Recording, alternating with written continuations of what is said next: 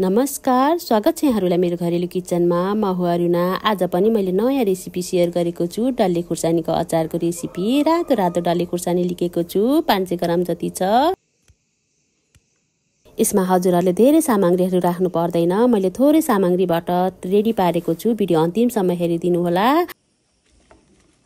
अनि यसलाई हजुरहरुले स्टोर गरेर लामो समयसम्म पनि राख्न सक्नुहुनेछ र अरु अचारहरुमा मिक्स गरेर पनि बनाएर खान सक्नुहुनेछ। यसलाई मैले एउटा भाडामा खनाए अनि सफासँग पखाल्न जाँदैछु धारामा। राम्रोसँग सफा गर्नुपर्छ। फेरि यसको भेट्नुमा भएको फोहोर, यसमा भएको फोहोरले गर्दाखेरि अचार कुहिने डर हुन्छ नि त। यसलाई सफासँग पखाले। एउटा नाङ्लोमा खनाए। अब यसलाई हामीले फिजारेर अनि घाममा लगेर सुकाउनु पर्छ। यसमा भएको मोइस्चर हराउनु पर्छ नि त। यसमा भएको पानीको मात्रा मजाले सुक्नु पर्छ। त्यसैले मैले माथि घाममा लगेर सुकाए। यसलाई मजाले फिजारेर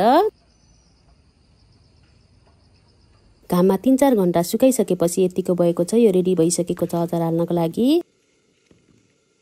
अब यो खुर्सानीमा भएको भेट्नुलाई निकाल्नु पर्छ। फेरि यो अचारलाई बिगार्छ नि त यो भेट्नुले। खुर्सानीको भेट्नुलाई निकालेर फ्याके अनि कचौरामा खनाएको छु। कचौरामा मैले 300 ग्राम जति भेट्नु फालेर अनि डल्ले खुर्सानी लिएको छु। अहिले यो अचार चाहिँ 300 ग्राम जतिको बनाउँछु अनि बाँकी भएको डल्ले खुर्सानीलाई चाहिँ मैले कागतीमा मिक्स गरेर बनाउन जाँदैछु। यसरी भेट्नु सबैलाई फ्याकिसके अनि कुहिएकोलाई पनि बाहिर फ्याकेको छु। आज मैले डल्ले खुर्सानी अचारमा नुन पानी राख्ने छु। त्यसैले मैले पानी तयार पार्दै छु। त्यसको लागि मैले ग्यासको हिट अन गरेर दिउरी बसाले। त्यसमा 1 अंखरा जति पानी राखे अनि 1 चम्चा र आधा जति नुन राखे। अब यसलाई राम्रोसँग उम्लिन दिनुपर्छ। नुन पानीलाई यसरी मजाले उमालिसकेपछि अब ग्यासको हिट अफ गरे अनि यसलाई सेलाउन छोडिदिए। अचार बनाउँदा हजुरहरुले जहिले पनि सफा अनि सुक्खा सिसाको भाडामा राख्नु होला। यदि सिसाको भाडा छैन भने प्लास्टिकको भाडामा पनि राख्न सक्नुहुनेछ। सिसाको भाडालाई सफासँग पखालेर मजाले पुसेर सुक्खा बनाएर थोरै थोरै गरेर डल्ले खुर्सानी राखे अनि मजाले हातले खाँदेको छु। यसरी सिसाको डब्बामा थोरै थोरै डल्ले खुर्सानी राख्दै खाँदै गरेर सबैलाई राखिसकेको छु। खुर्सानी मजाले खादिसकेको छ। अब यसमा नुन पानी राख्ने। अघि ततार राखेको नुन पानीलाई सेलाउन हालेको थिए नि, त्यही पानी राखेको हो। अरु केही राखेको छैन मैले यसमा।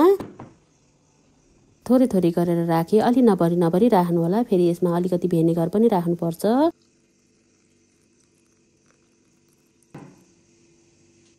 मैले भिनेगर 2-3 चम्चा जति राखेको छु। भिनेगर राखेर मजाले मिलाए। यो पानी र भिनेगर राखिसकेपछि यो खुर्सानी माथि माथि उत्रिन्छ। त्यसैले अलि भरी जस्तो देखिएको हो। यसरी हामीले नुन, पानी अनि भिनेगर मात्र राखेर डल्ले खुर्सानीको अचार पनि बनाउन सकिन्छ। बिग्रिदैन। लामो समयसम्म राखेर टिकाएर खान सकिन्छ। हजुरहरुलाई आज बनाएको डल्ले खुर्सानीको पिरो अमिलो टक्क परेको अचार कस्तो लाग्यो? भिडियो मन परेमा अवश्य पनि बनाएर खानु होला र कस्तो लाग्छ कमेन्ट पनि गरिदिनु होला। साथै लाइक पनि गरिदिनु होला अनि आफ्नो साथीभाइ र फ्यामिलीसँग शेयर पनि गरिदिनु होला। हजुरहरुले कुनै अचार बनाउनु भएको छ र त्यसमा खुर्सानी छैन भने यो डल्ले खुर्सानी निकालेर त्यसमा मिक्स गरेर पनि बनाएर खान सकिन्छ। अब यसलाई राम्रोसँग बिर्को लगाउने अनि 1 हप्ता जति घाममा मजाले सुकाउनु पर्छ। 1 हप्तापछि यो खान योग्य हुन्छ।